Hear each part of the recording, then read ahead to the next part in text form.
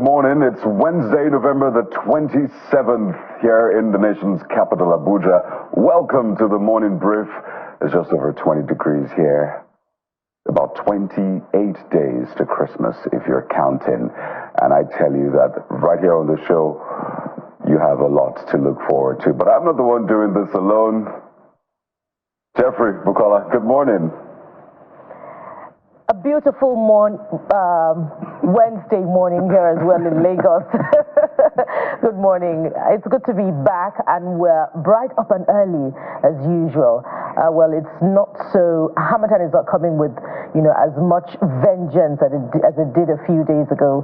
But the weather is just as clement, and we're grateful to be here to bring you your perfect morning starter. I am Bukola Kuka. Absolutely, and Nigerians have been talking. Welcome to the program, by the way. Sometimes we get carried away by the problems of Nigeria. We carry it in our head. That's our job, actually. A lot has been going on. We understand the president is traveling to France on the invitation of the French president, and also the issue of the NNPCL, which we're going to talk about today on the program, that has to do with the Dangote Refinery. So we're going to explore all of this issue. But one of the big issues carried out because that is generating some frenzy online is whether or not the Harcourt Refinery is in actual fact a refinery or is a blending plant.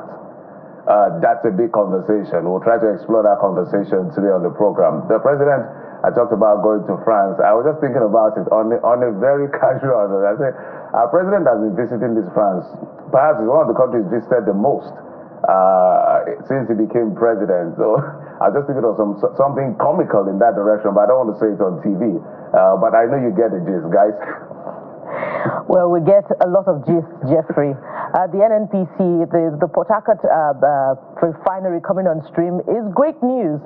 But of course, as you have said, there is that concern about whether it is a blending plant or it is actually a refinery that is refining petroleum products. So what was all that grandeur about if it is just a blending plant? And the products that were lifted, where did they come from? Well, we have all those questions, coming through, particularly with a memo that is showing to the contrary what the NNPCL is projecting. And, it's interesting to note that officials, have just found their voice at this time with a lot of celebration about the Port Harcourt refinery coming on stream. Even Mr. President, that has not been speaking particularly about the continuing increase in the pump price of petrol, came up yesterday congratulating the NNPCL and asking them, to put work to the other refineries such that they come on stream as well. And we also had the NNPC Group Managing Director speaking yesterday as well. But we want, the managers of the oil economy to speak up. Also, in difficult times, Nigerians need a sense of hope, particularly, with the increasing price of petrol.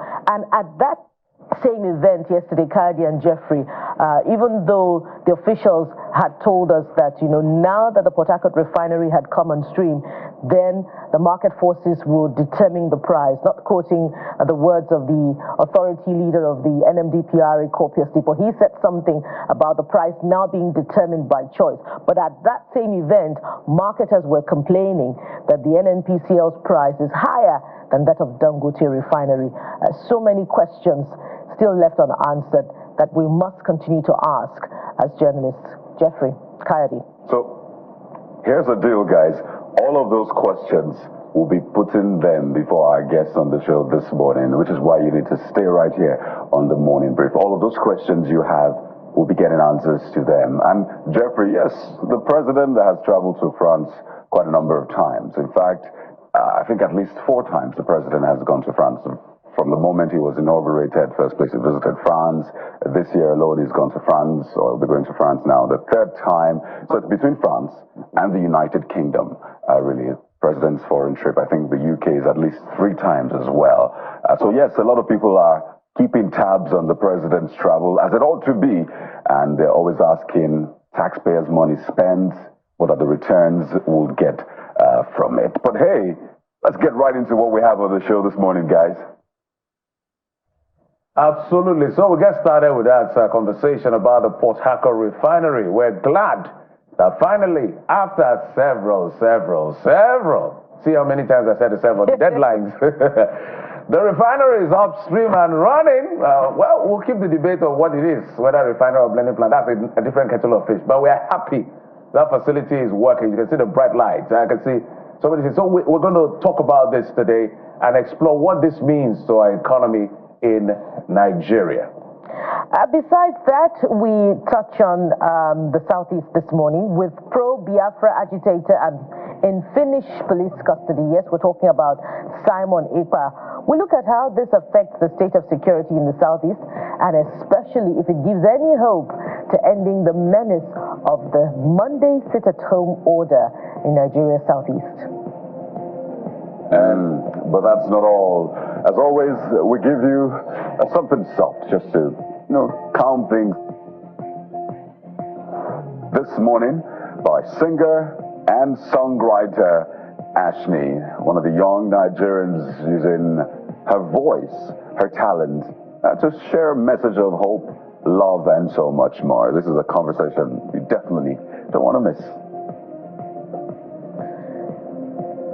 Of course. Yeah, Bukola, go ahead, please. Yeah, don't forget that you are now the fourth anchor, of course, with Kayade's return, the fourth anchor on the show. You can get in touch with us, a hashtag CTV Morning Brief on all social media platforms, but of course, always on X, where we help to amplify your thoughts. There's quite a lot to talk about this morning, from Port Harcourt Refinery to the other stories, particularly the one coming through about that comment made by Nigeria's Afrobeat crooner Davido, which is drawing a lot of reactions. Of course, we'll be touching on that for you this morning. So after the time out, we'll bring you your preferred top stories, and then we'll review your thoughts. So stay with the Morning Brief. We'll be right back.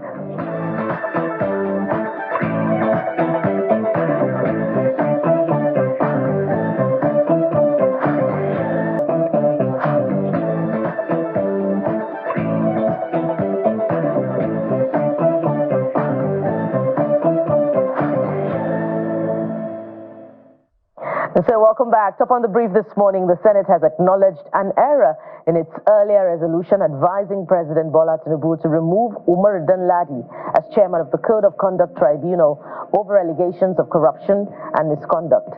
The upper chamber, however, insisted that it does not invalidate their decision to sack the CCT chairman.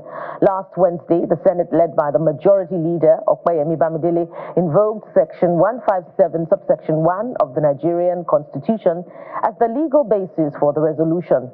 That section, however, pertains to the removal of specific public officials, not the CCT chairman.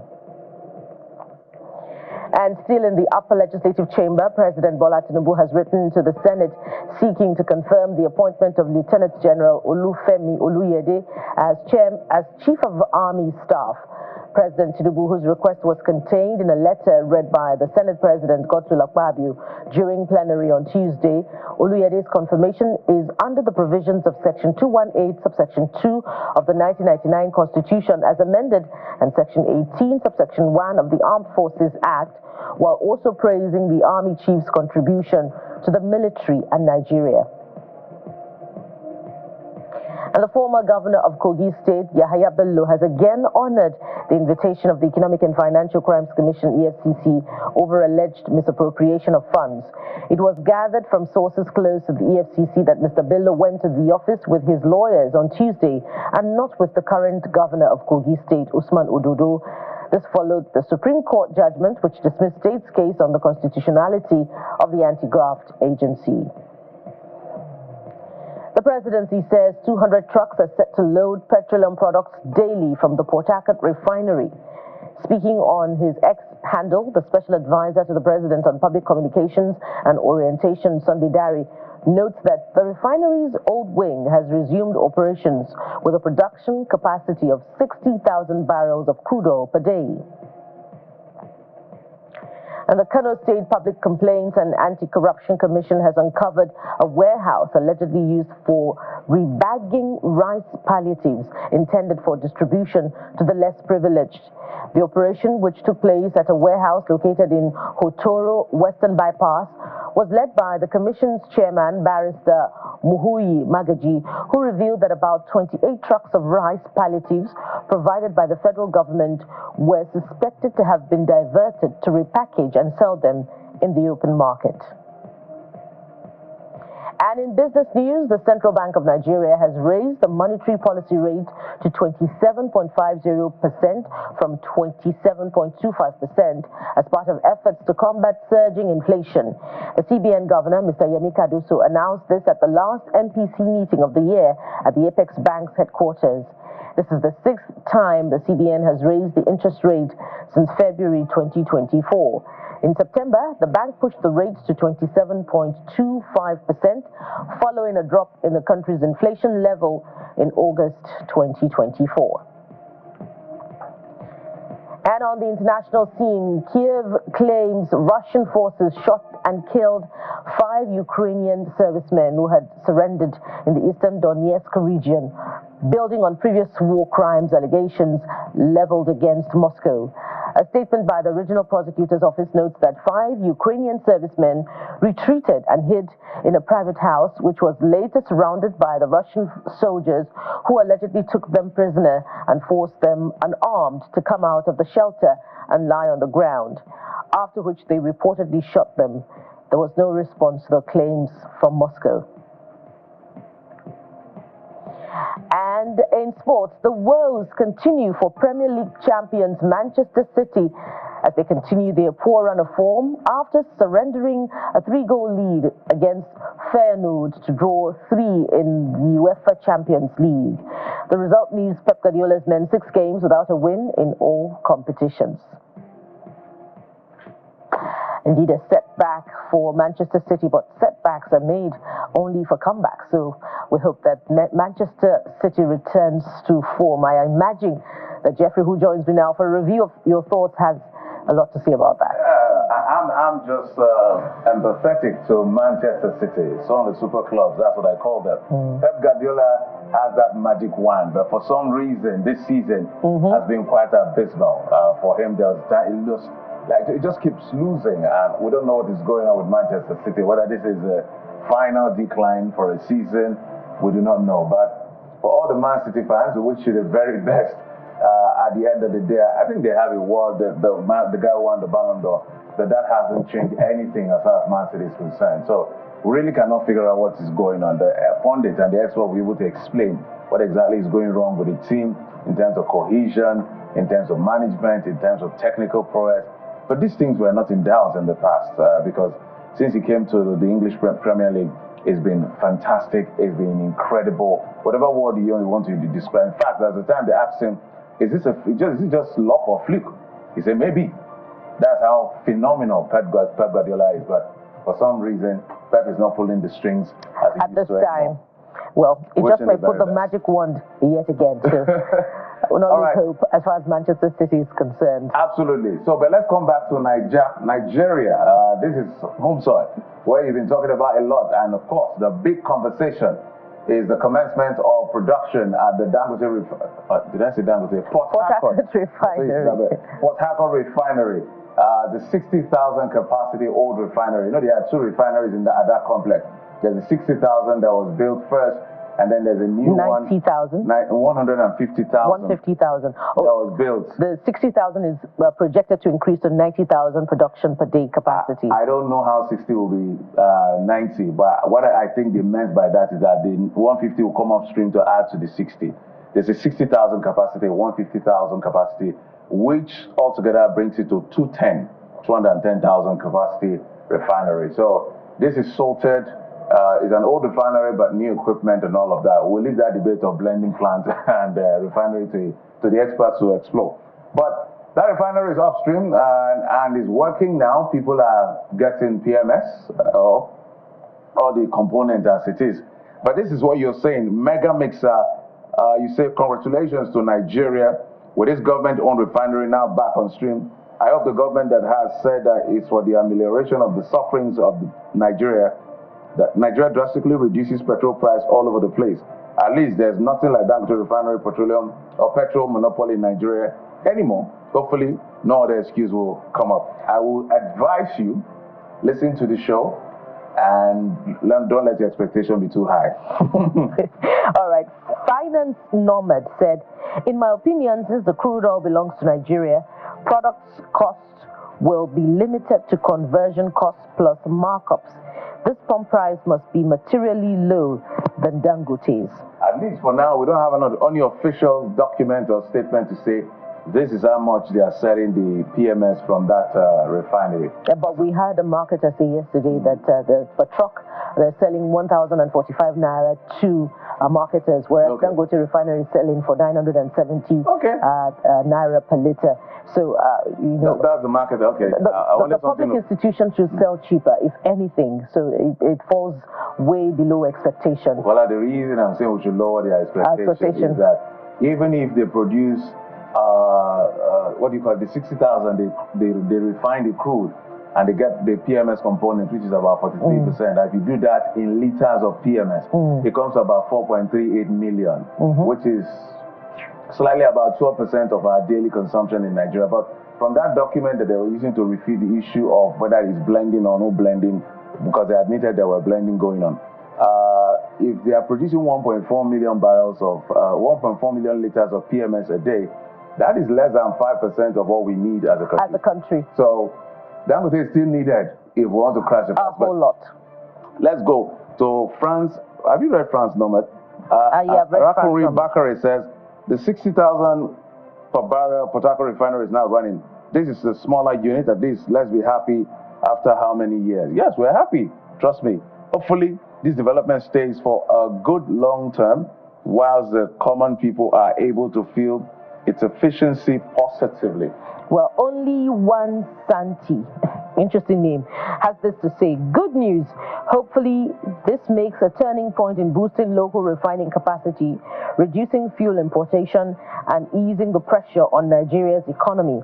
The next step is ensuring efficiency and accountability in operations for long-term benefits. Peace be unto you.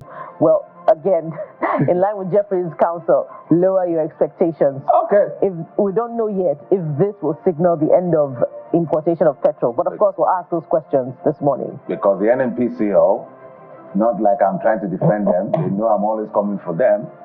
They've never promised cheaper fuel. They promise energy security, which means it will be available. Whether it is cheap or not, that will depend on a lot of factors, to the best of my knowledge. Leke Olofin says, this is a good thing. We wish it's progressing to optimal production level. What about others? Yes, a security agency should make its production a top gear from saboteurs. I was very skeptical when Dangote Refinery announced PMS price reduction. Nigeria must surely get it right. So we're beginning to understand what exactly is happening, but of course we'll leave those deductions for later on the program. And let's get to the next talking point. It's still about NNPC, but on a different subject matter. NNPCL, Customs and FIS exceed revenue target and ranking 37 trillion. So who's the first user? Mr. Zar, who says, this increase in revenue came from increase in taxation. There you have it. Which means the government gets more money, the people get less. And we all know what the government does with money, which means the people are now actively funding them.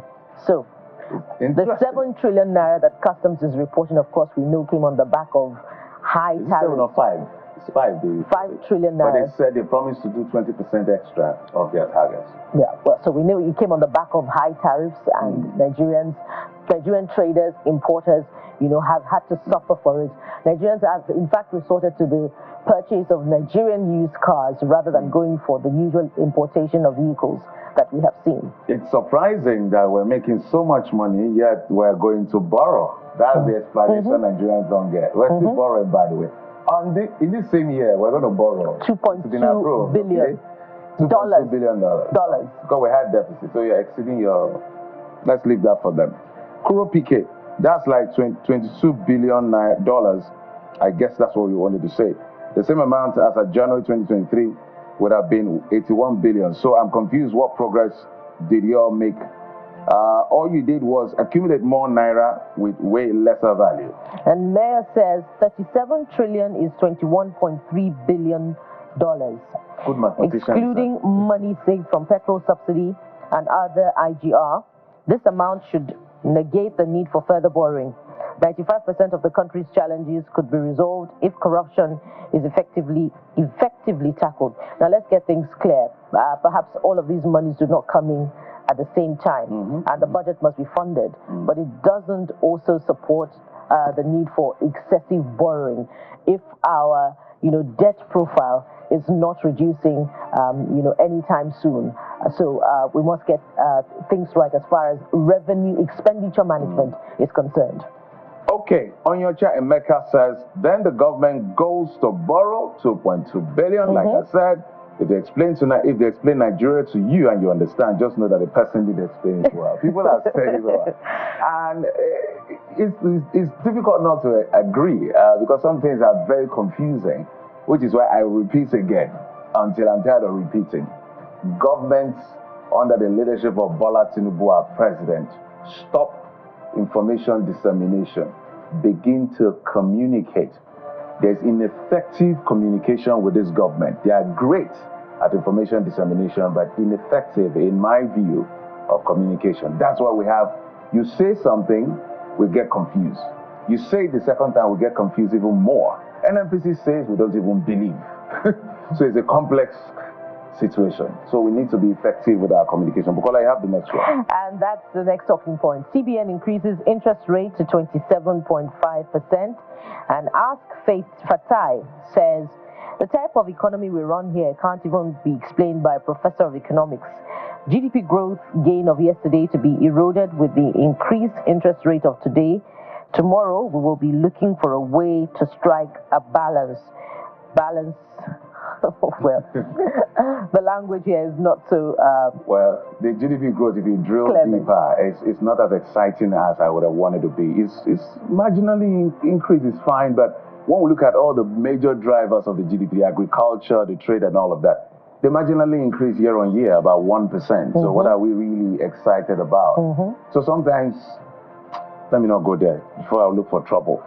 Reality says CBN should just tell investors to look away from borrowing from banks. In this country, how can a startup business break even with 27.5% interest rate for existing entrepreneurs? They will only be working to meet up in paying loans.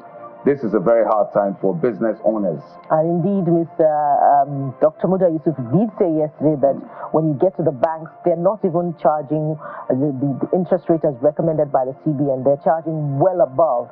And how do you expect, a huge percentage of the real economy to survive under this kind of interest rate that is being charged? Well, when the CBN gives an interest rate figure, like now 27.5, there's an asymmetric corridor of plus 500, minus 100. On this one, the CBN may be telling you, if you want to collect money, if I'm giving you money, if you want to borrow from me, it's going to cost you a little more. But if I want to lend, to you, it's going to cost you more. But if I'm borrowing from you, it's even going to be less. So why don't you go and stimulate the economy? So it's a bit dovish, not in a sense, although it's a hike at the end of the day. So all of this is what people are talking about, because when you increase interest rates, we bring on all these volatile short-term capital FPIs, which is why the banking sector is doing well, but our local economy suffers at the end of the day. So it's a complex thing for the CBN itself. And that's why we'll continue to ask why the banking sector is disconnected from the reality in the economy. And that's what I just explained. Yeah. Anyway, Bukola, you have the next one. Which is from Substance, who says, increased interest rate mean higher borrowing costs for individuals, making loans, credit cards, and mortgages more expensive. The tunnel is dark. No escape route anytime soon. CBN is fighting inflation. That's what they are saying. It has increased yet again. And it will increase. I don't think they will even bring it down by next year, January, when they meet. Chukwuemeka Naneya, sorry if I didn't pronounce that name correctly. Let me read from the screen. What business will give you 27.5% margin in today's business environment? The CBN did not lend to the public. If the banks borrow 27.5%, at what rate would they lend to the public? Ask Yemi Cardoso, that's the CBN governor. What happened to Citizens Bank he co-founded. You cannot use one parameter only. Okay, let's go to the next talking point. Or do we have one more? Just yeah, one we more. have one more. Ogechukwu Chime, who says, and economy is doing well. GDP recorded growth. Unemployment declined. All are bobojis. That's a huge dose of skepticism. Well, this is an official figure. The only one I would never agree with is our methodology of the unemployment. It doesn't work here. Whoever advised us to do that, I don't think is helping us. I don't know what kind of job you will do in Nigeria for 4 hours in a month that will even give you the amount to sustain you and your family, except you are an astronaut. It doesn't work here. So, yes, Yahaya Bello. Again, Yahaya Bello presents himself to the EFCC. So we have been asking, did he present himself or he was arrested? Whatever it is in their custody. Abi, that's what we wanted. So congratulations to the EFCC. We're tracking you, step 1. So prosecute the man, let him clear his name, or you find him guilty, he goes to jail. That's all Nigerians are asking for, and then collect our money if he's found guilty. All right, all the allegations you level against him. Finance, Norman says, but really, if you present yourself to the EFCC after months since the arrest warrant was issued, then I think it's belated. I know what the EFCC will do to ordinary citizens in this situation. Would the same be meted out to Yahaya Bello? Well, Mood says this morning, we await the conclusion of the matter. I say this because with situations like these, it's rare to see an outcome that actually brings any relief to the people. The corrupt rich continue to treat the masses with impunity, and justice always seems out of reach for the everyday person. Bourgeoisie say, I hope evading arrest should be one of the charges. This means it shouldn't be granted because he might bail again. Well, this morning, remember these are allegations, by the way. Mood's comment is, feedback for not just for the EFCC now, but for the justice system. There is no justice significantly for the common man if the approach to prosecution always is skewed in favor of the rich, where we have soft landings, where we have return of funds to the coffers, and we even have some of these people back into the political space not long afterwards. So it's feedback that we should all think about. But we have more talking points. Bourgeoisie, you've taken Bourgeoisie. The wonderful thinker is the next user this morning, who says whether he was arrested or he submitted himself, he is now in EFCC custody. Happy Christmas in advance. But let's just reiterate the point that he is innocent until proven guilty. By the way, I was reading comments. People are saying they want him to hold that thing Yahoo Boys hold. You know that thing that, what's it called? Is it placard? No, it's not placard. Whatever that thing is, you know what it is? Whatever EFCC arrests you, they will now put your name, your crime, or what you're suspected. Some people are saying they want to see Yahaya Bello in that. Nigerians.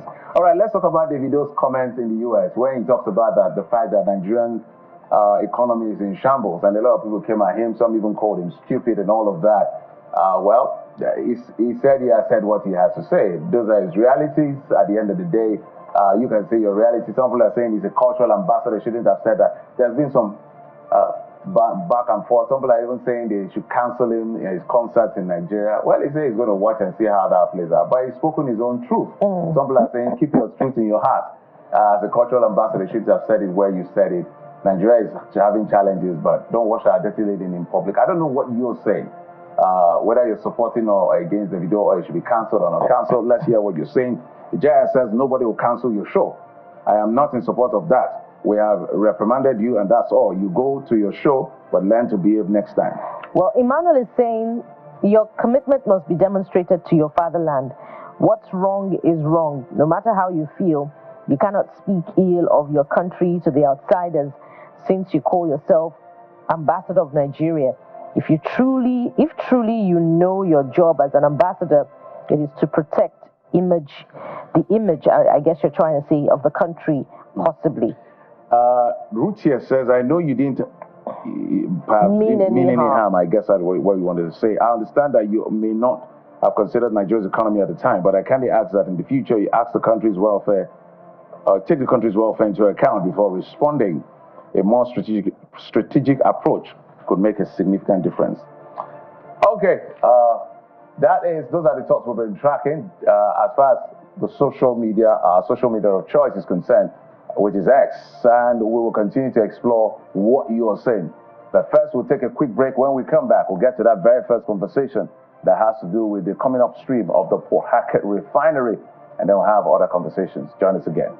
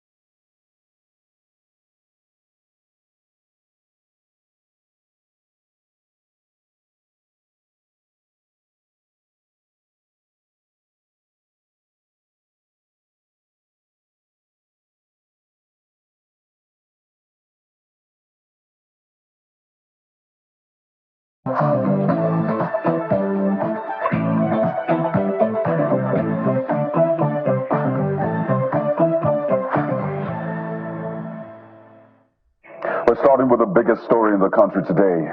The Port Harcourt Refinery Company, is now refining product, announced by the NNPC Limited yesterday. But then some controversy followed with a certain mail being put out saying, well, this is not the refinery in that sense. It's a blending plant. Then the NNPC Limited put out a statement saying, no, that's not what it is. So a lot of back and forth and questions about the price of the product eventually, because really that's what Nigerians care about at this point. But we'll take these issues as they're coming. And we're joined on the program by two experts in that industry who followed this particular conversation from years ago. We're joined by Mr. Billy Gillis-Harry, who's the national president of Petron, as well as Mr. Martin Anovo, energy expert. Gentlemen, you're welcome to the morning brief. And I want us to get right into it. And I'll begin with Mr. Martin Anovo. I'd like to get both your opening comments, your initial reactions to that news. Perhaps you saw it coming or not. So, Mr. Anovo, I remember last time we had a conversation in September, you talked yet again about the ruling party, how in 2014 they promised the refinery would be fixed 9 years, 10 years after. It hasn't worked. And you said it's either of two things. You said it's either incompetence or dishonesty. Now that NNPC Limited has said the PHRC is now on stream, what's your initial reaction, Mr. Anovo? Well, we have to be happy that the old small Port Harcourt refinery is on stream. I hope you heard me. I said the old small. Because I'm sure many of us don't know that there are two refineries there in Port Harcourt. The old one and the new one. The new one is the 1989 one. Now, if we know that, and we know that the scope of work is for both, and we have just managed to get the old one working right, then like Jeffrey said, our optimism needs to be cautious. And if we start rejoicing too early, that old refinery is a 60,000 barrel per day refinery. At full capacity, that's over 9 million liters, out of which you're going to get less than 5 million liters of PMS. When I say over 9 million liters, I'm talking about all the products of the refinery. So, and depending on whose estimate you believe on daily consumption of PMS, I think the most credible is the 50 million from NMDPRA. So if you believe that number, then you're talking about 10% of your daily national consumption. That's what it comes to. Less than 5 million out of 50 million. So we need to get that clear. And that is why I say that I agree with Jeffrey about his cautious optimism. They are going to continue the work on the new refinery. And there is work currently ongoing on Warri. There is work currently ongoing on Kaduna. So we need to see all that come on board. And when all that comes on board, because we have created multiple layers of problems. Several.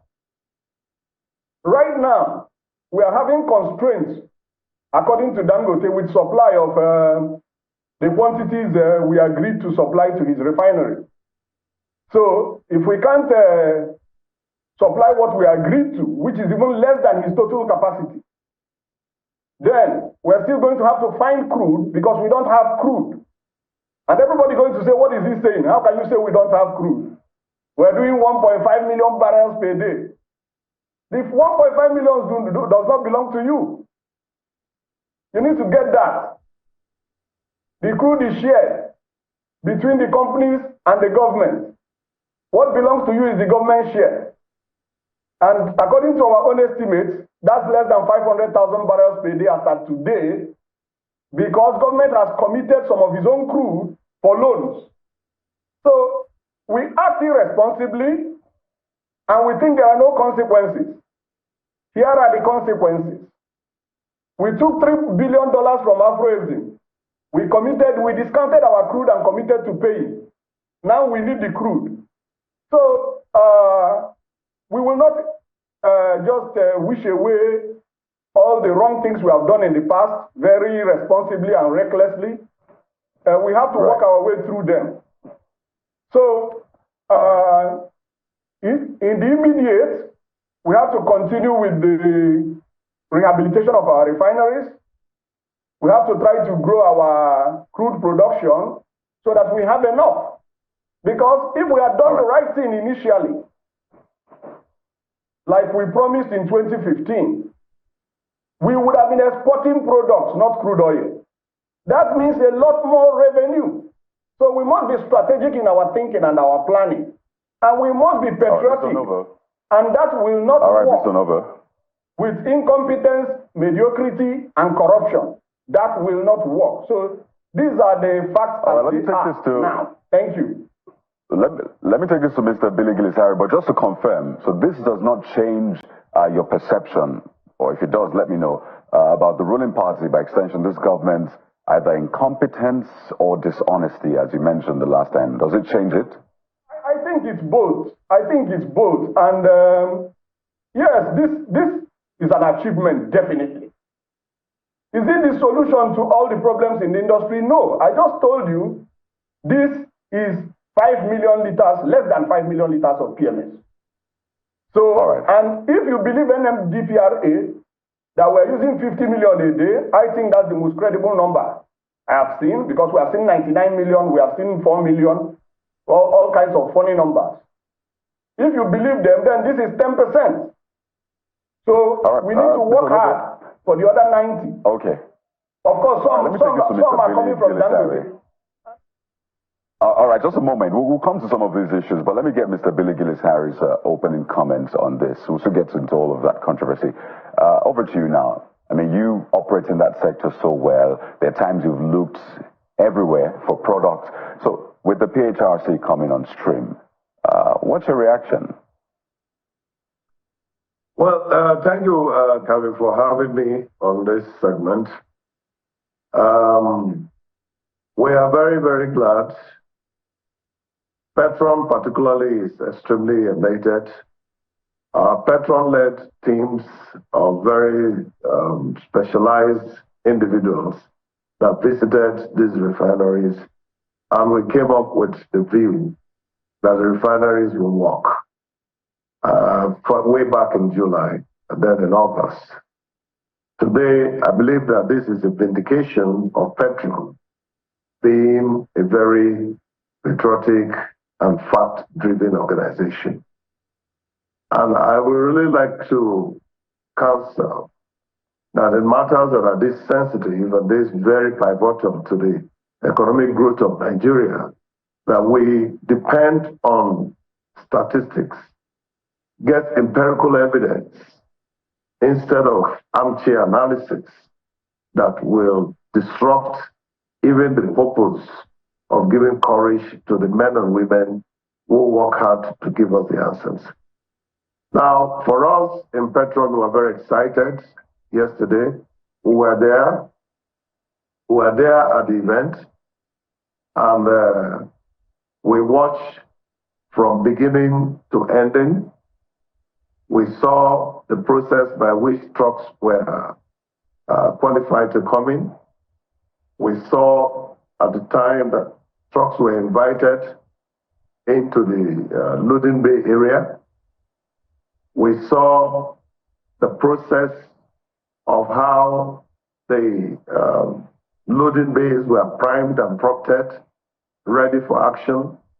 We saw when the eventual loading of petroleum products started and finished in the Port Harcourt Refinery. And again, I want to encourage Nigerians to be hopeful.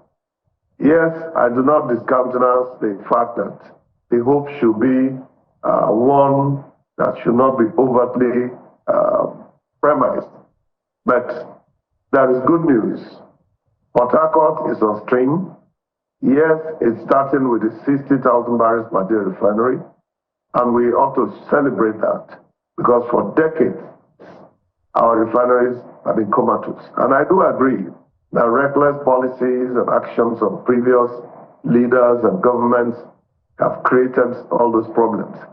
But today, the president of Nigeria, President Bola Ahmed Tinubu, his team, Mana Kyari, the Minister of Petroleum, the MD of the Port Harcourt Refinery, and even the MD of Warri Refinery, they are doing a great job to ensure that Nigerians have not just energy security as being pandered, but that we have product available.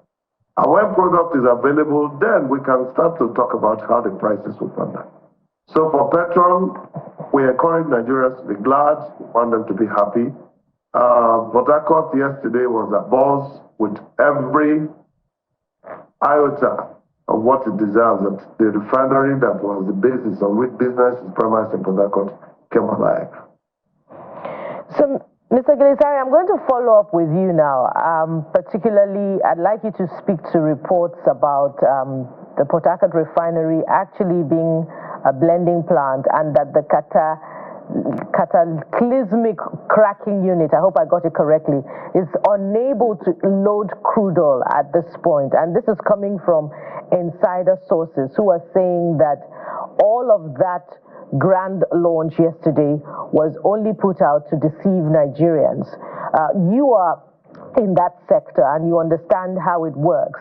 How true is it? And that email that is circulating, stating a sort of request for partnership with another company to blend naphtha from the Port Harcourt Refinery?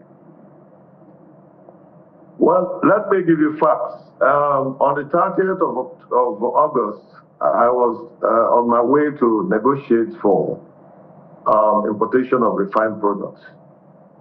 And on that same 30th, I'm fully informed and aware that the Port Harcourt Refinery started producing PMS.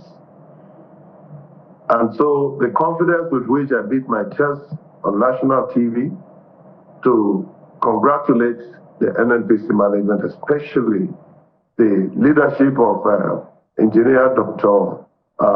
Onoja Ibrahim, a very young man that I see so much passion in growing this country, encouraged me to know that PMS is already being produced. But the fact is, a refinery, like I've always said, is not a generator. It's not where you just go and put a key and crank. It's a process.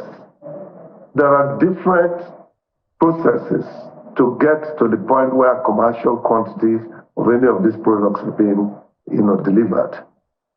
And what is wrong with a refinery partnering with any other company anywhere in the world to be able to do certain things that will make the refinery more efficient?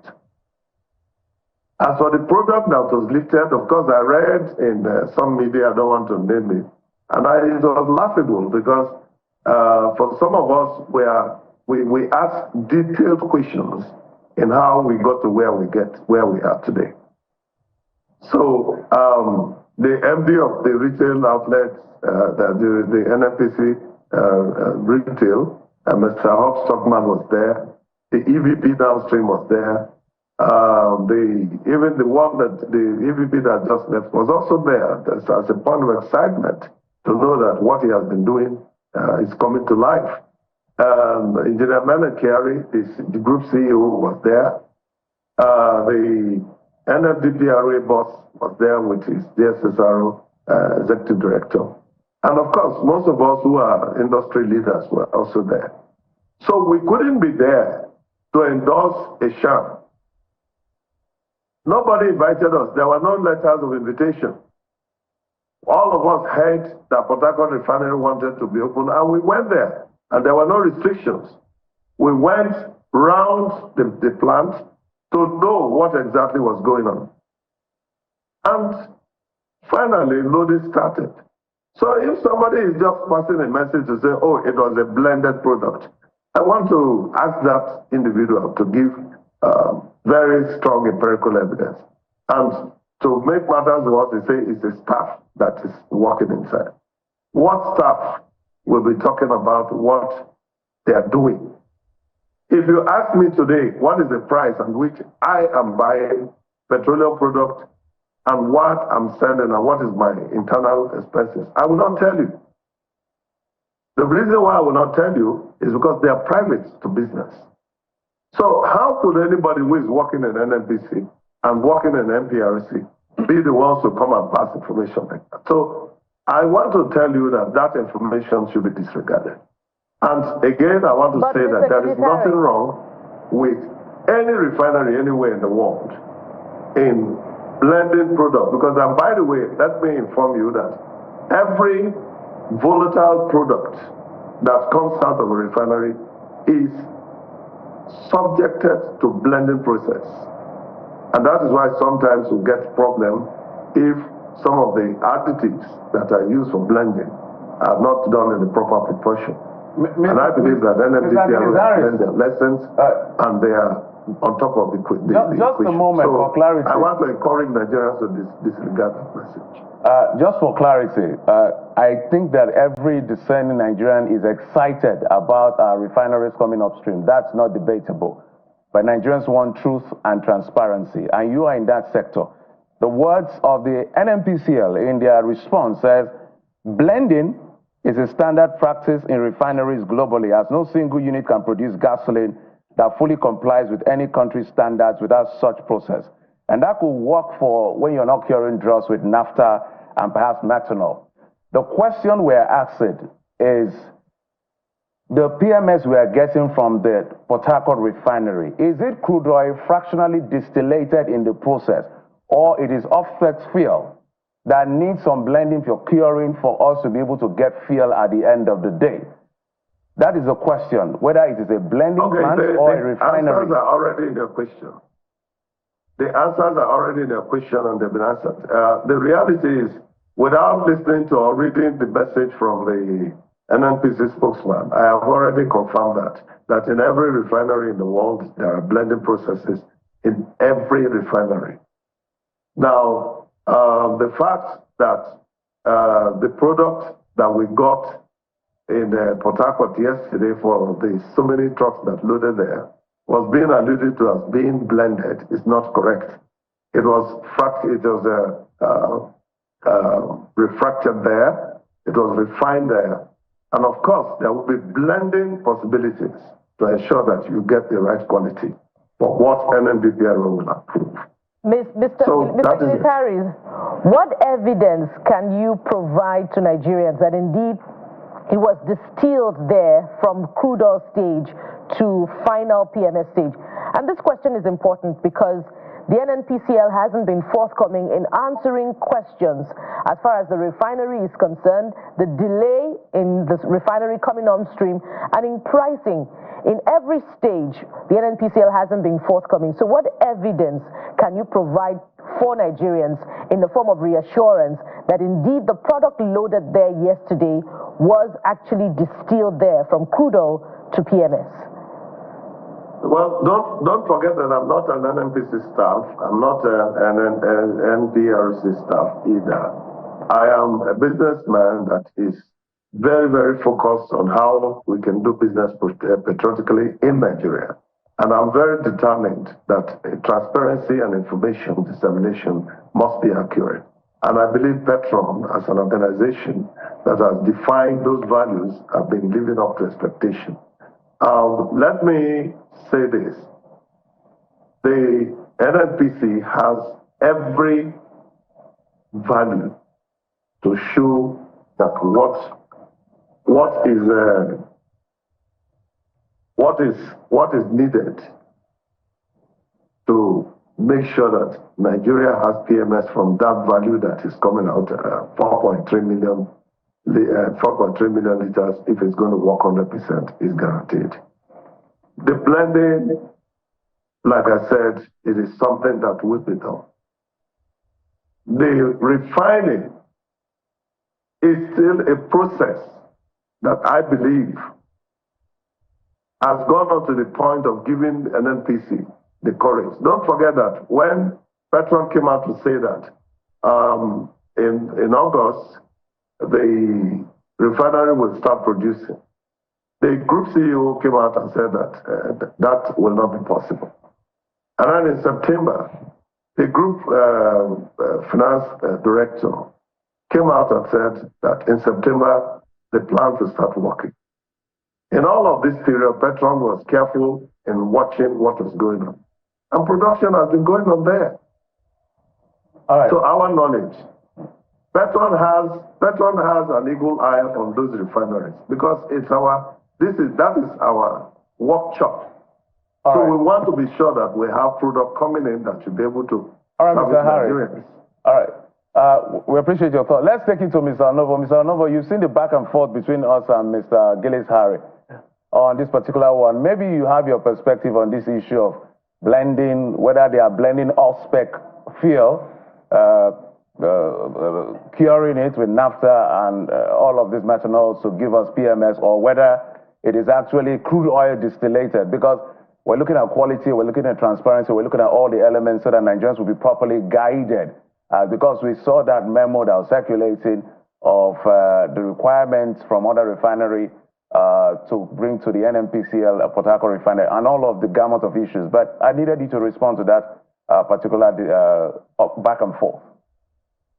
Well, the first thing is I think we're playing with words here. A refinery can blend streams, its own streams. A refinery has multiple processes. But the common use of blending is when you have to bring external products. That needs to be clear. When you have to bring products from outside the refinery. Now, that will be the common use of blending. If they are doing that, that's not appropriate. But that needs to be investigated. So maybe you get some of your investigative journalists to move with that. Like you said, in a typical refinery, you distill. You get your PMS fraction. You can go further to hydrocrack some other heavier fractions to add to your PMS to increase your PMS volume. That's done and that's typical, especially where PMS demand is high. But if you have to go and get products from a different plant, that is the ordinary use of blending. So we need to investigate the allegations to confirm whether that's what they are doing and whether there is some deceit going on. And if I listen to a notorious liar, I'll be very careful with what I get from him. And I'm going to investigate whatever he says. So if we have evidence that there has been false official information in the past, like when they say they were not owing for products, and later they confirmed that they were owing. So if we have this kind of distrust, lack of credibility, and deceit, then that's all the more reason why we should investigate every allegation to confirm the facts. And if they are getting external products, that may also contribute to the high cost, because ordinarily we will expect that NNPC products will be cheaper than Dangote. Because don't forget, NNPC has the raw materials. Now that Dangote is cheaper, we also need to look at that, because cost is also an indication of your efficiency. So, from a general point of view, agreeing with your previous comment about don't over-celebrate, if my child goes to school and gets 40% pass mark, I will not buy him a bicycle. I'm going to ask him to improve. And we must not set low standards as a country and as a people, because that just makes us mediocre. We must set high standards. And the standards are clear. We are here when Tema Ori Refinery in Ghana was the turnaround maintenance, both phase 1 and phase 2 were concluded. So if we have those references, because if you talk about America, they say it's a developed country, okay, Ghana, Niger Republic. So if we think that we should be performing consistently below those standards in Ghana, then we have accepted inferiority to Ghanaians. It's that simple. We cannot be approbating and reprobating. And then we score 10%, then we say, after all, he didn't fail all the questions. He got some right. I don't expect that. I'm world class. I've worked in Europe. I've worked in America. The standards here are too low, and you will not be able to compete with this kind of low standards. Thank you. All right, gentlemen, we have to anchor. Clearly, this is not the end to the conversation, but just quick words from both of you. We have just about a minute to land. So I'll start with Mr. Onovo. I think we have a responsibility not to allow Nigerians be used as pawns in this whole back and forth, because if anything, this sector is a very notorious sector, and we've seen that for decades. So when the NNPC put out the statement and said the refinery is producing the following daily outputs: straight run gasoline, naphtha, blended into 1.4 million liters of PMS petrol. On the face value, listening to that and reading that, Mr. Onovo, does that sound like a blending plant or a refinery? Well, I have said we're playing with words. We need to be forthright, because if there's a problem and we lie about it or we sweep it under the carpet, then we don't fix it. If there's a problem, we need to identify it and fix it. All this sweet talk brought us to this sorry state. And we're not talking about the economy, but when you talk about the economy right now, the news is bad, and Davido was right. You're asking him to go and tell lies? No, the facts are clear. And you're saying he's talking abroad. Abroad, they have even better facts than you. What are we saying? We have gone from number 1 in GDP to number 4. In per capita income, my question is on the face in Africa. No, we have to anchor, but my question is on the face value. That line, and Davido is right. Does it sound like a refinery or blending plants? That line I just read out, does that sound like a refinery or blending plant? And I've just told you that it's PR work. They are playing with words. You need to investigate that. I think there's some production going on from what I saw on TV. I didn't inspect the plant. I think there's some production going on. If they are getting product from outside to add to it, that will be known, because that cannot be secret. Everyone in the refinery will know. And I'm talking to you. Let's quickly anchor on this. Mr. Billy Gillis-Harry. Right. Thank you, Mr. Onovo. So, Mr. Billy Gillis-Harry, quick one. Have you been able to get products from PHRC? What price, if you've gotten, or if you're aware of anyone who's gotten, and will that be your go-to moving forward? Yeah, it's too early. It's too early today to say that we'll get products. The process of getting products from any depot entails quite a little bit of protocol. First, you have to apply, then you have to be given the allocation, then you have to pay, then you now go for batching, and then you go off to load. Yesterday's loadings were, as the word was ceremonial, but there were quite a lot of tankers that loaded product off, and they were all going to the NNPC retail stations. So we believe that from today, Yesterday, we were given the opportunity to start making applications, and that we're already doing. So products are being produced there. And to answer your question, what NNPC has said, well, I do not understand what it means if we're playing with words, but the facts are very clear. And for us personally in Petrol, we hold NNPC accountable to make their communications very clear.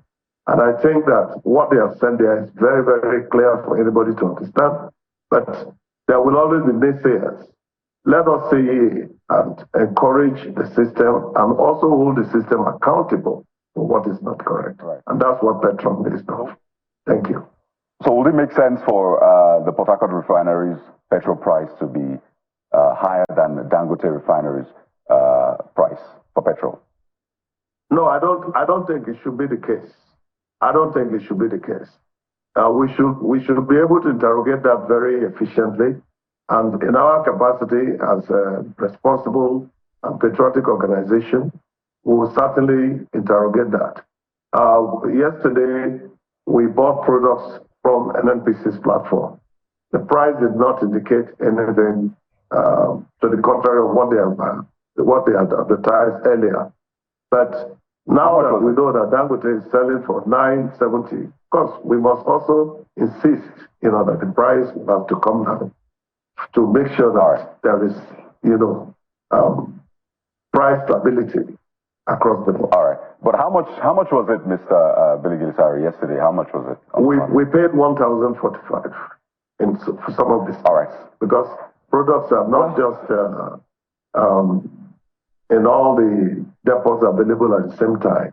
And that's why we encourage NNPC to increase production, ensure that all the refineries are working.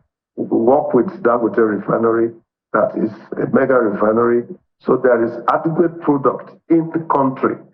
And when the products are there, then we're not importing. Mr. Gilisari, we have to anchor now. I have really overstretched the time, but early days yet. Thank you for your interventions. We'll definitely be coming back to you and other players in the sector.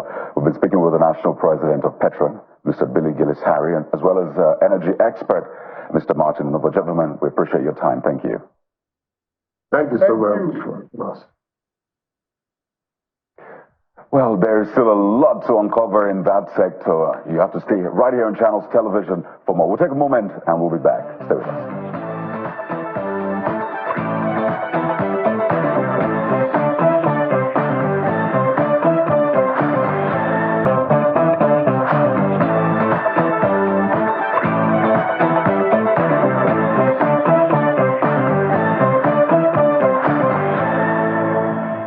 Welcome back. And as we progress in our conversation this morning, we touch yet again on the Southeast. Of course, we cannot exhaust the subject matter of security in that region of the country. And this particularly comes with great concern following the arrest of a politician and agitator of the Biafra nation, Mr. Simon Ekpa, in Finland, which was celebrated. But regardless of that event, the Monday sit-at-home order in Nigeria Southeast continues. So we're going to have this conversation this morning with a view to understanding the unknown gunman phenomenon and, the implications of Mr. Simon Ekpa's arrest and the other related issues.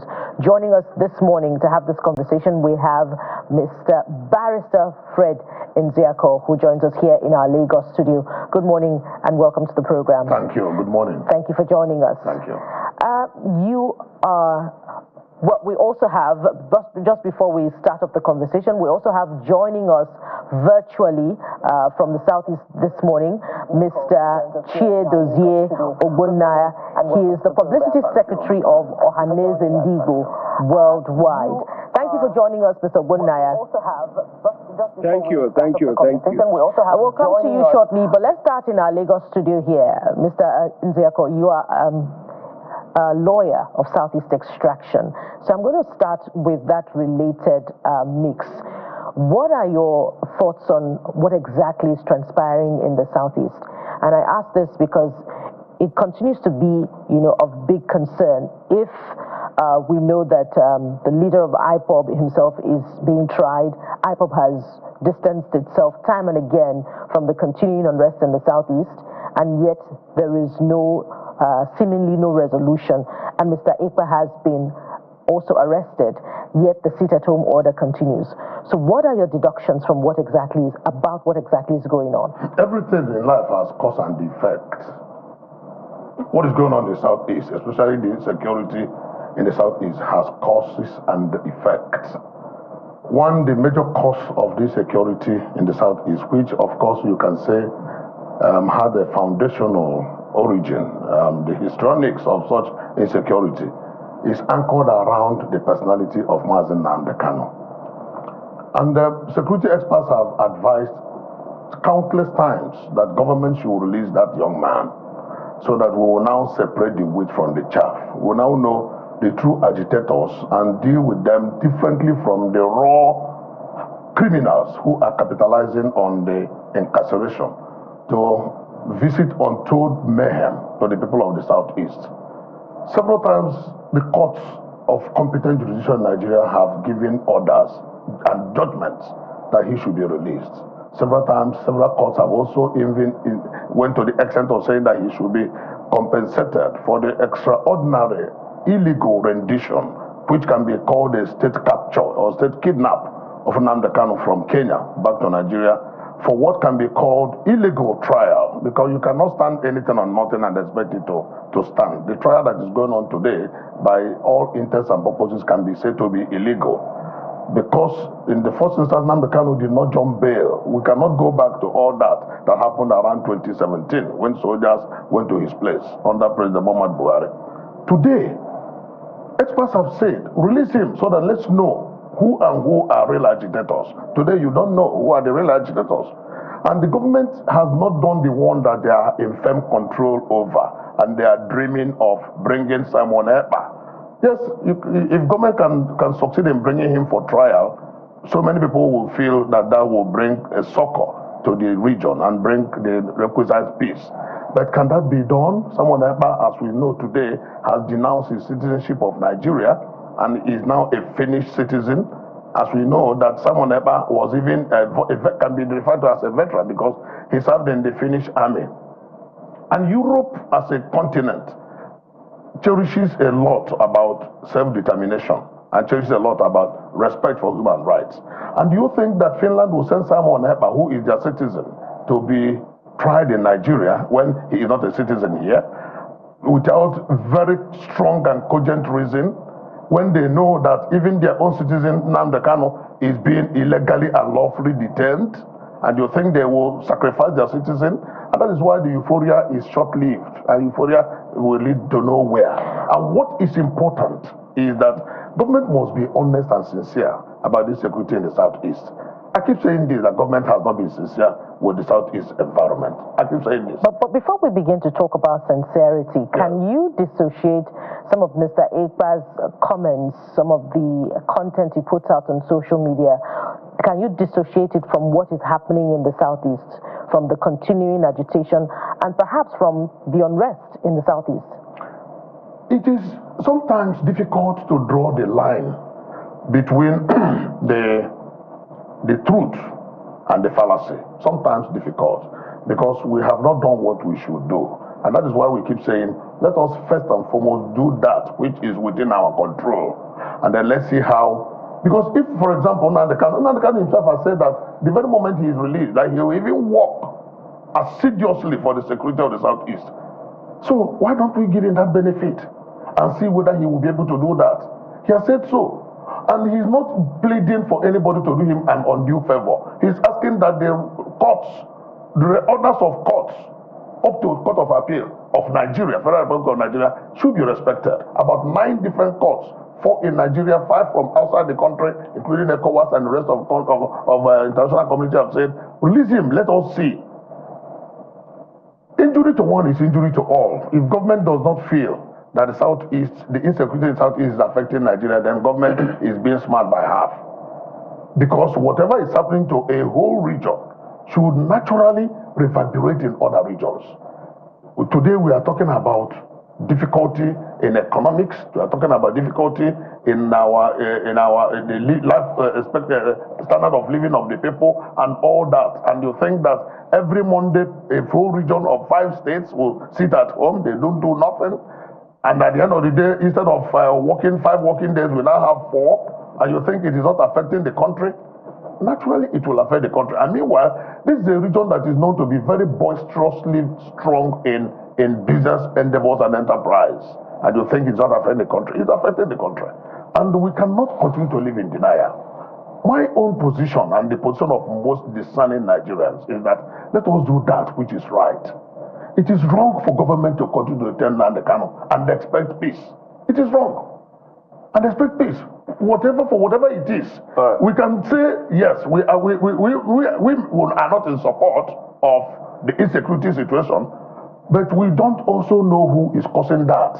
When experts have said, do this and let's see the effect, and the government is not doing so, you cannot continue to do the same thing and expect a different result. There's merit in the agitation of the people who are agitating for maybe because of marginalization and several other things, whether it's politics and all the elements that we look at. So we cannot take away the merit of the conversation. But I said that to say, we also look at these effects that you're talking about. Yes. And I'm going to look at it in 2 ways. From the Simon Ekpa's end, yes. I want you to speak as a lawyer. A man stays somewhere outside our country fomenting trouble, and people are killed. That is the line that he has drawn. Yes. To what extent can we go to make that man account for it? And then to the one of Nnamdi Kanu, which has been an ongoing conversation for so many years. Yes. Is it also safe to try out what we're not sure of what could be an outcome? Because everybody's really thinking of a solution at this point. First and foremost, on Simon Ekpa's side, you can say, yes, a man sits down in faraway Finland and is causing trouble in faraway Nigeria. What does that tell you? Is anybody expected to even obey him? Those who obey him, why do they obey him? Because he's pushing the narrative that resonates with them.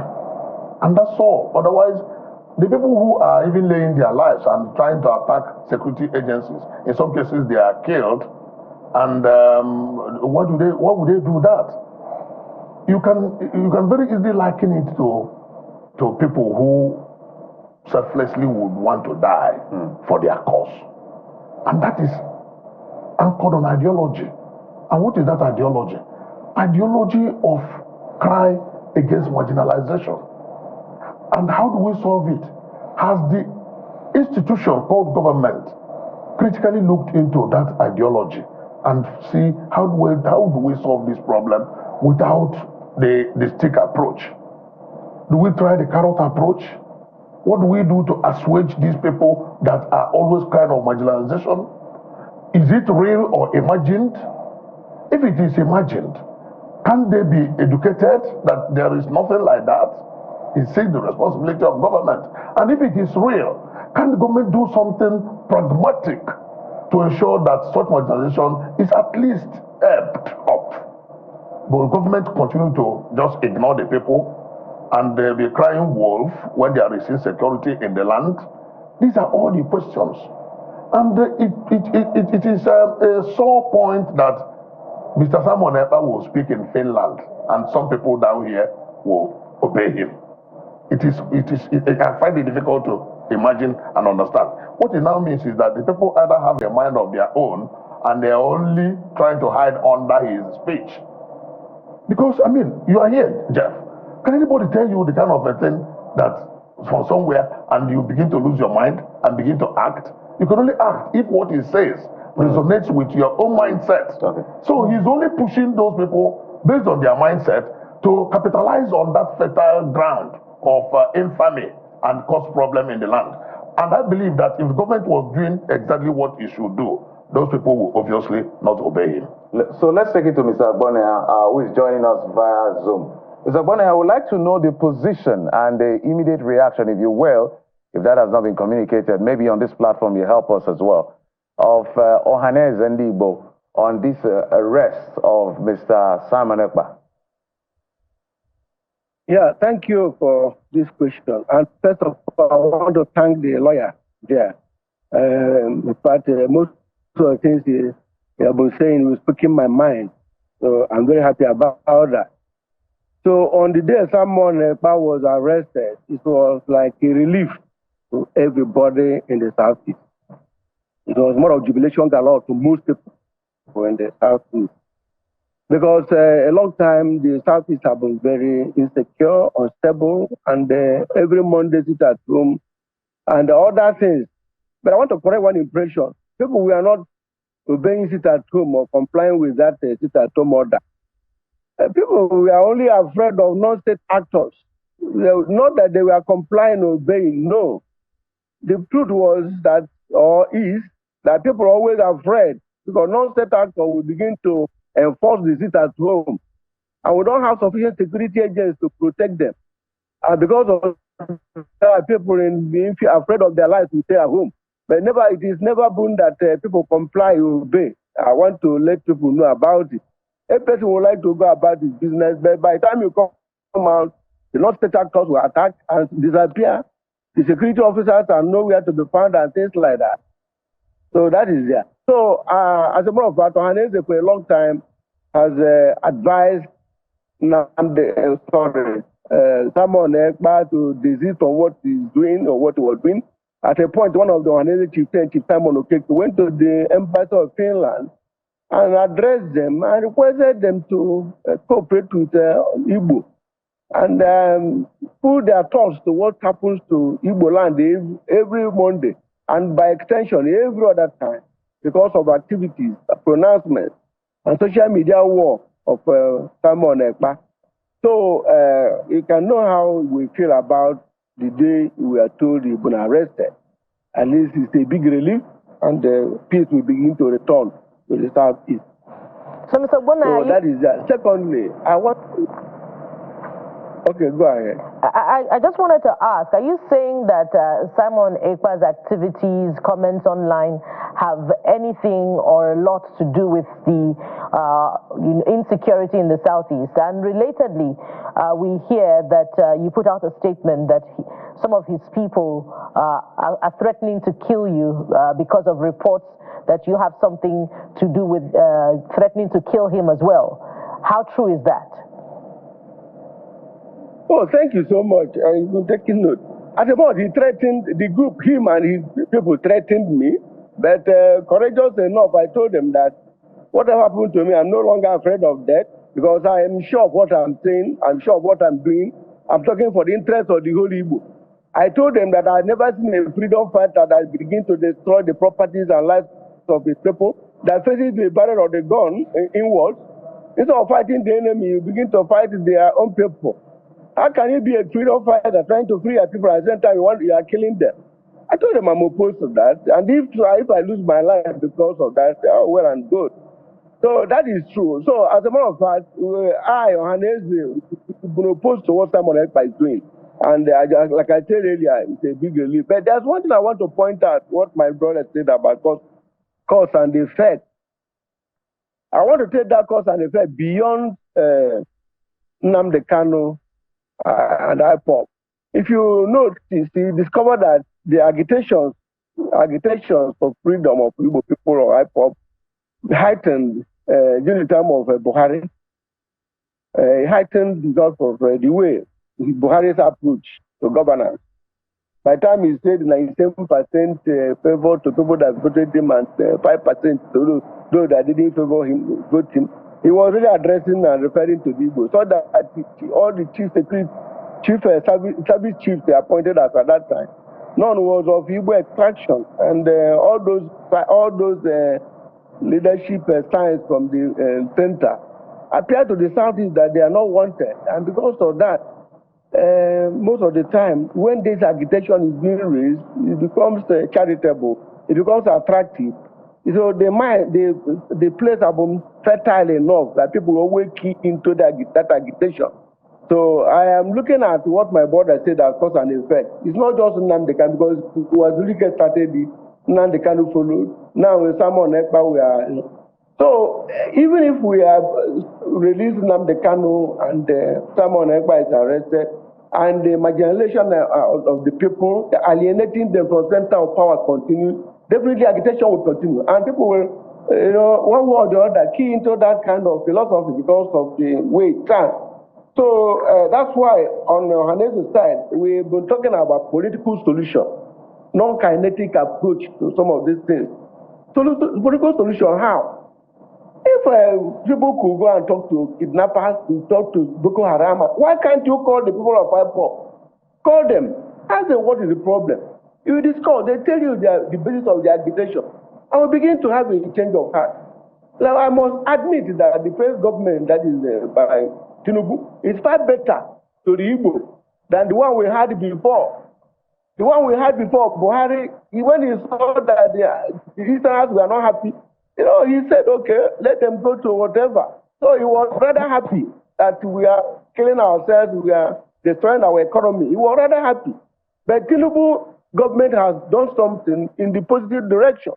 I read the statement from the Minister of Foreign Affairs Ministry to indicate that government have been engaging the government of Finland. I was very much happy about that. In this government also, you can see an Igbo appointed minister for work. Things like that are changing. But that is not to say that everything is okay. Because if you look at the Southeast, how many ministers do we have? How many local government areas do we have? How many people in the Senate do we have? How many people in the House of Reps do we have? The evidence of marginalization everywhere. And all this is make the agitators, becomes attractive to the agitators. So I think they want to look beyond what is arresting and releasing and things like that. To look at what is happening in Southeast. For a long time, people have been talking about the treatment of the people of the Southeast. And no person appears to care. The leaders from one person to the other. Dr. Bonia. So, pardon me, Dr. Bonia. Right, I want to quickly come in and bring another dimension into this conversation, and I'll go back to Mr. Nzako in our Lagos studio. And I want to ask you about this. So the Finnish government arrested him, terrorism charges and all of that. So this is a major case, right? But what you have then is a lot of people in the diaspora who have been donating monies, their time, their emotions, to his cause, a separatist cause, because for them, they think it's a way to help the Southeast in Nigeria. Some of them doing it innocently, thinking, well, let's help our people at home. So for those who are saying, on the one hand, they may also be culpable if this case goes on as it is, of those terrorism charges. Do you agree? And I'd like you to speak to that bit, really, because there's a legal angle to it. For those who have supported this cause, are they also culpable in that sense?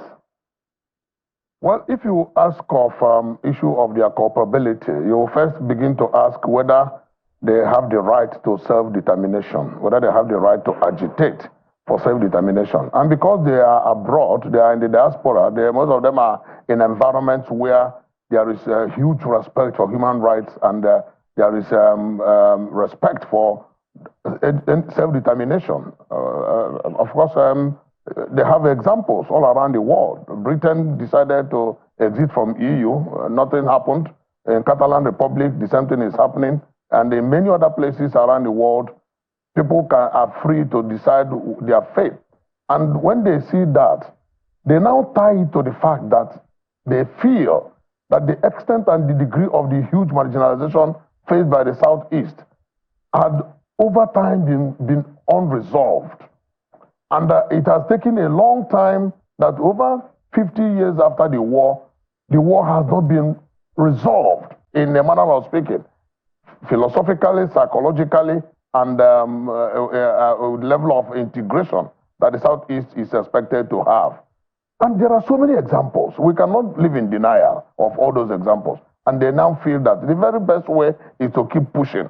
That we are in a modern world where you are free by the United Nations Charter to determine your fate and determine your destiny and determine who you are. And there are also self-determination actions by some other groups. The Yoruba group are asking that they should leave Nigeria. The Middle Belt Forum is asking that something must be done. We go to the South-South, the same thing. And in the midst of all these agitations, the people who bear the brunt will continue to support it. It is the duty of government to work towards integration. And such integration cannot come without justice. It cannot come when there is an avalanche of marginalization, which, of course, everybody is now claiming that there's no region that is not marginalized. Can we now sit down and talk as a people? How do we solve all these problems? Or do we just keep pushing the problems to the next generation? It is the failure of the past generation of leaders to solve this problem that is still affecting the current generation of leaders, and it will affect the future generation of leaders if this problem is not solved. And the only way to solve it is to sit down, look at the thing face to face, look at ourselves and face directly in the eye, on the table, and discuss. 1963 Republican Constitution was a product of such discussion. And that is why many people feel that that is the best constitution ever in Nigerian political history. Can we come back, after many years of education and learning, can we come back to talk to ourselves and determine how Nigeria will be, so that all these marginalization cries, whether they are phantom or whether they are real, will be solved once and for all?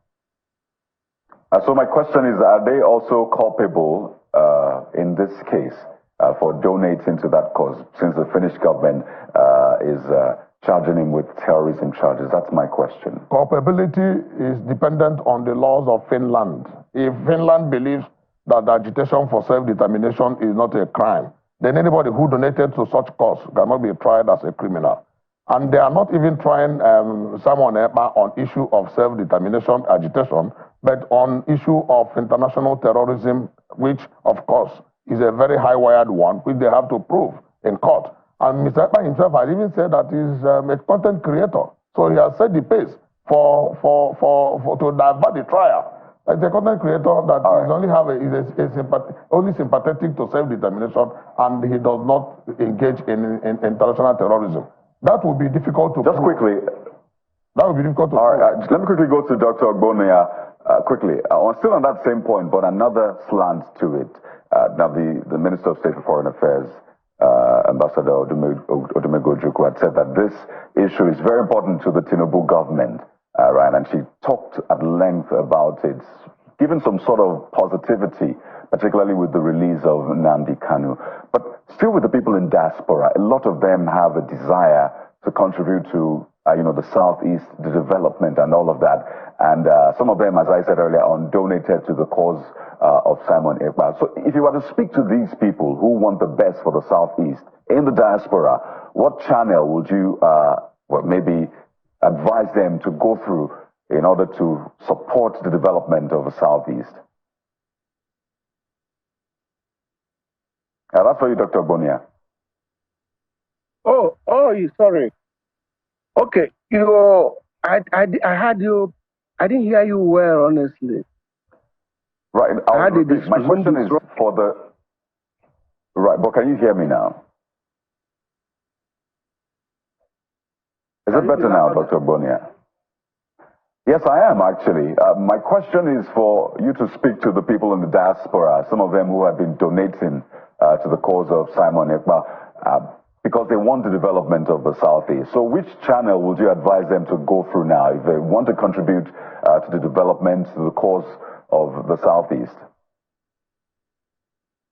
Honestly, I didn't hear you. I don't know what. I didn't hear you. There's a problem here, network problem. It's okay. I totally understand. Perhaps we can take this back to our Lagos studio. Bukola Jeffrey. All right, Kayode.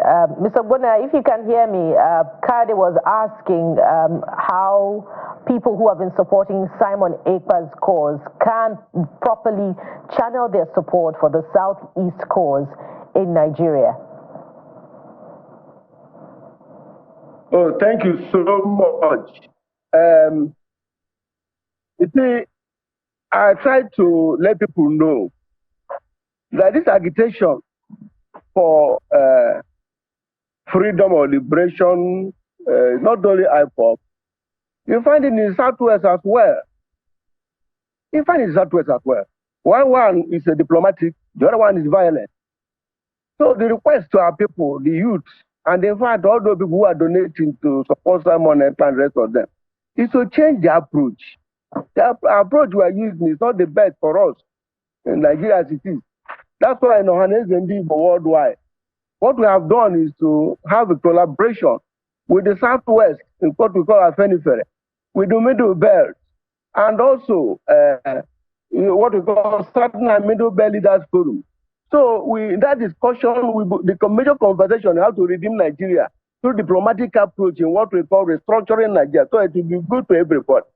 But the idea of this IPOP separation, this and that, secession and so on, it's not the best. So we are appealing to Igbo wherever they are to understand the philosophy behind restructuring, to understand the need for us to key into the program of restructuring. That it is in restructuring Nigeria, like what my friend the barrister said, a conversation of what we call true federalism, something that will be discussed that will go very close to 1963 Constitution, so that by the time every person will have their own self-government, power devolved to the lowest unit as much as possible, and the people will have opportunity to come out with the best they have and contribute to the center. It is a better arrangement for this country. In fact, that's what federalism is practiced all over Nigeria. So we are appealing to Igbo all over the world that have sympathy for this secession and the station to change the approach. They're changing the approach and supporting the philosophy for restructuring and the idea Hanese had. It is a better way than all this going about it through, if you don't do it, you do that and that. It's not the best. So that is the way we look at it. And that would be a fine place to leave it and wonder how this will, shape the conversation in the coming days. And we want to thank you very much, gentlemen, for your time on the program. We've been talking with Mr. Chiedozie Ubunnaya, Publicity Secretary of Hanese Ndigbo Worldwide, and Mr. Barrister Fred Nziako, who is a legal practitioner who joined us in our Lagos studio here. Thank you so much, gentlemen, for your time. Thank you. Thank you. Now it's time to switch gears and be serenaded with a very sonorous voice. Stay with us, we'll be right back.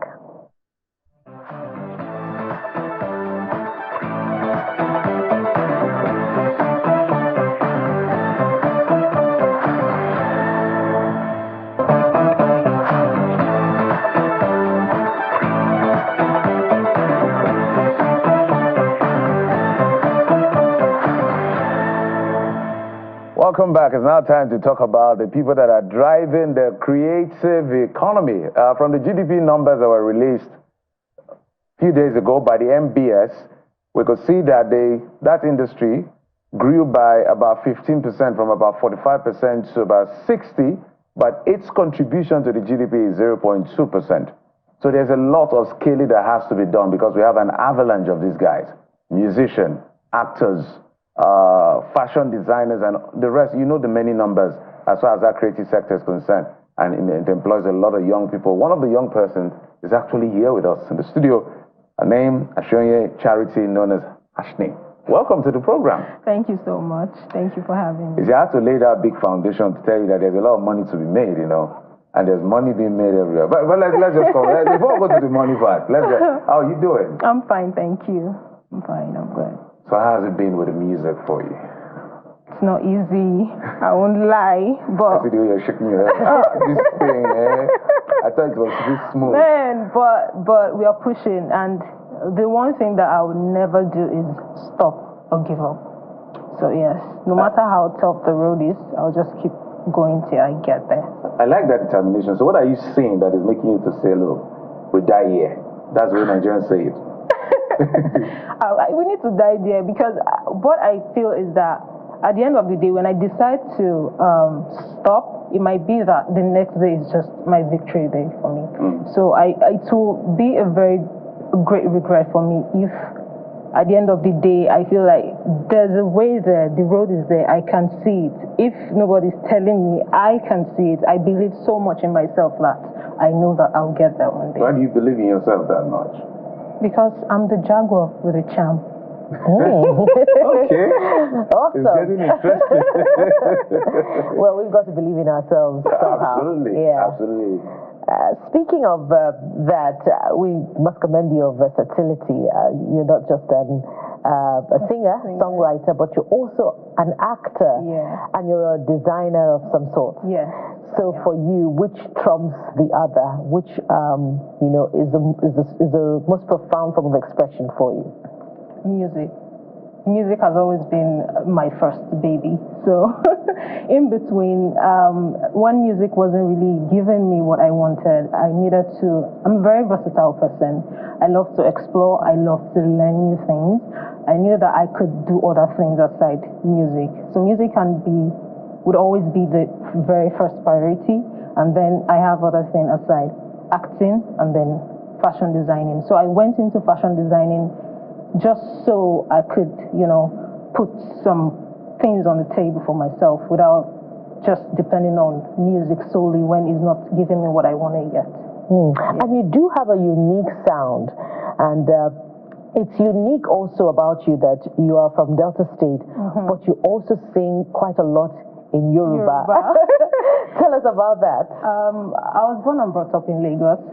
So it was easier for me to quickly switch. And again, as a pop artist, I could switch to different direction and not monodirectional. So I can sing any genre of music. Do you speak your language, by the way? And can you sing in your language? In fact, my EP, Charity Begins, there's Abiamo. There's a part where I sang my language because I needed to reach out to my mom. She used to tell us that song as a story. So I told her that I need to dedicate this song to you, mommy. So I learned that part and I infused it into the music. If you don't mind, I can say it. Yeah, go ahead.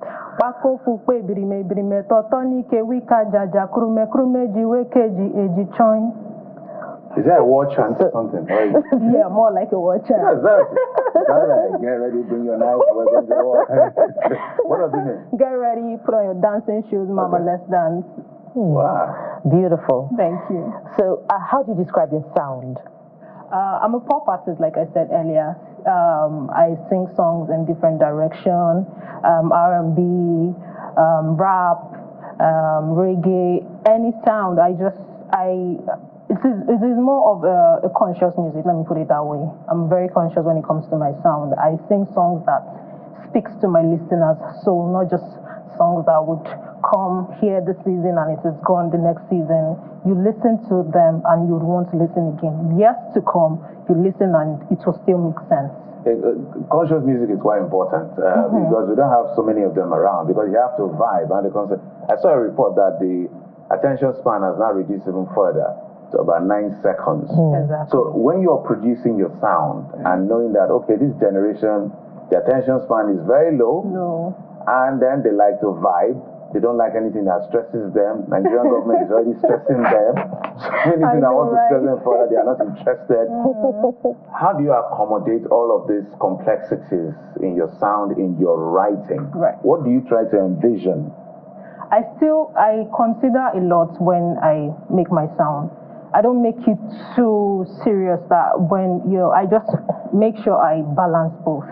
You listen, the sound is there, the kick is there, the dancing, the groovy part is there, and then lyrically, it makes sense. Yes, so I make sure I balance and settle that. Are you signed to a record label? I'm under a management company, Fun Media. Okay. Yeah. So let's take it to our colleague in Abuja, our colleague Kade. I'm sure Kade, you have questions for her. Certainly. And I think this is on behalf of a lot of other young artists in Nigeria. I know that there are different routes to the market, as they say, but with respect, hindsight, if you're to advise someone who is trying to be where you are and beyond, what route would you say is the safest to at least getting some sort of structure, the kind of exposure, and the money as well, Ashny? I didn't hear him from the beginning. Can you take that again? Okay, Kade, maybe you have to take the question again. She said she didn't hear you. From the beginning, yeah. I'll take it again. So okay, thank you. This is take two. Take two, yeah. This question is on behalf of young artists. Okay. Like, who want to know the best route, right? They always say that there are different routes to the market, but if there's a proven route which is safest for them with little hassle or not as much hassle, what would you say it is for them to get the right exposure, the right structure, the right support, and then of course money?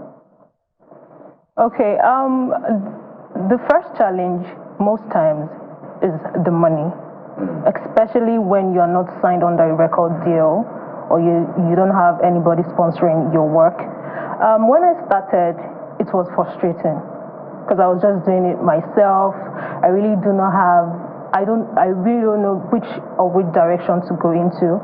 But gradually, the one thing I did was never to stop. I kept going to studio, recording. The more I keep going, the more people keep recognizing me. They're just like, okay, I think I need to. In between, you see them, you are really good. I love your sound. Please, can I introduce you to this person? Can I introduce you to that person? And there, I met with the right people, and I keep meeting people who would tell me that, do it this way, do it that way. So my advice for them is that they should keep doing it. They should put themselves out. Now that we have the social media opportunity to showcase what we are doing, it will be very, very beautiful to just keep putting yourself out there. You never can tell who will see you and will just pick you up from there. So how then do you handle this feeling of, I'm good. I know I have very good vocals, my lyrics are very creative, the sound is top-notch, but I'm not getting that kind of exposure, that feeling that I'm underrated. I don't know if you get what I mean. How do you handle that underrated feeling? Because you look at people who have all the millions of streams and you're like, my song is, in quote, better, even though it's very subjective. So how do you deal with that phase?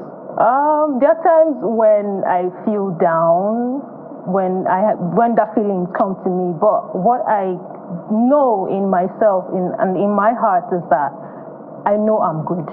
I have lots of people. I have people from very high dexterity who would reach out to me. Like, for example, Don Jazzy's dad, Maven Grandpa, he would just reach out in my DM like, Ashny, you're doing well, just keep doing it. People like that encourage me, gives me that strength to never, ever, because for people like that to reach out to me, it makes me feel like, yes, I'm on the right track and I know what I'm doing. So all of that, sometimes when it feels like it's not working, I just be like, let me not even think about that. I know people who know me and knows that this is a very good material and this girl knows what she's doing. So that is enough for me. If you know, you know. That's what exactly, they say. Yeah. So tell us about your style, your vocal range, because it looks like you have the technical also sorted out. So speak to us about your style, how you try to use your voice to convey the message. What do you want to be known for? Once they hear Ashny, this is what you expect. I'm a pop artist. I sing songs in different directions. I can sing anything. Bring it, I will do it. I will sing it. Because I'm the Jaguar, femme fatale. I am fuego, I am fire. You may see, sometimes people see me like that gentle, shy girl, but inside of me is fire. When I sing, I'm a totally different person. That spirit of music just takes me to that place where I can't even explain it. So yes, that's my sound.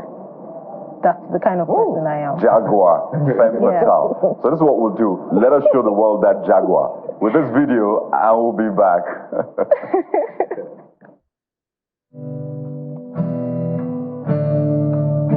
I'm gonna dance it all away, and my troubles fade away. No more worry, I no go complain. More than my jayo, my jacking wayo. Baba wa well, she baba malong well. Kama rogun kama tel, alafi ashalafe oh. Baba wa well, she baba malong well. Kama rogun kama tel, alafi ashalafe oh. Kick off my shoes, roll up my sleeve. All up where bobata, get your groove on. Pop me a bottle, let pressure ease. All up where share out say mama phone. Lamba drop when you rainy pour. Bedu must scatter the floor. Melody rich, nothing to stop the reach. Music no sabi who pour. Coming through stunting, ever blazing. Fire steady burning. Why you fronting like say you don't want it? Dance here, move it before DJ go palemo. All right. Beautiful. Thank you. So we're totally out of time. So let's get straight to it. What is up for you next? The Youth-Tide is coming. What are the projects you're working on? My forthcoming album, the review is December. That's your first album? No. Okay. This the fourth one actually. Okay, fourth album. Yeah, okay. 2 albums, then and 2 EPs. Yes. So December 1st, my forthcoming album. We're revealing in December 1st at Culture. All right, the Jaguar, the Fire. I wanted to add the Lambo. Again, I have a movie. I'm one of... Only you. Okay. You have to pay us for that. I'm the first Nigerian female artist ever to have a movie around their music. Yes. Oh, beautiful. The movie is titled Birth of a Night. Okay, I know Tiwa Savage did Gary and something too. No, mine is totally different. Okay, Ashny Charity, Ashny, musician. Jaguar, Lamborghini, sorry. All of it. Of music. Thank you for coming on the program. Thank you so much for having me. Appreciate it. All right, guys.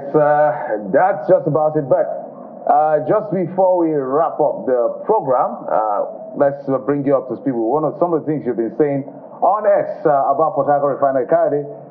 People have been talking. Babati says, CTV Morning Brief, I'm happy that the Port Harcourt Refinery is up.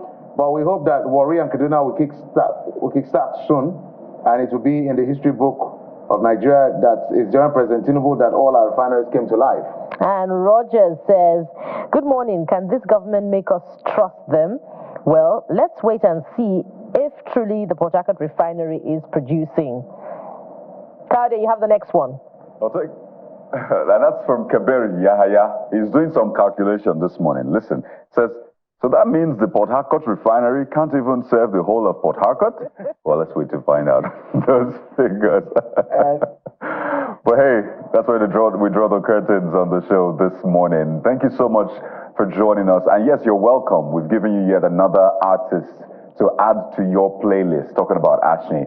Do have a fantastic day ahead. I'm Kayode Okikiolu. And add this addition to your playlist. You can watch the playback on YouTube. Thank you for watching. I am Bukola Koka. Have yourself a beautiful and a great day. Thank you for watching. I'm Jeffrey Uzama. Bye-bye.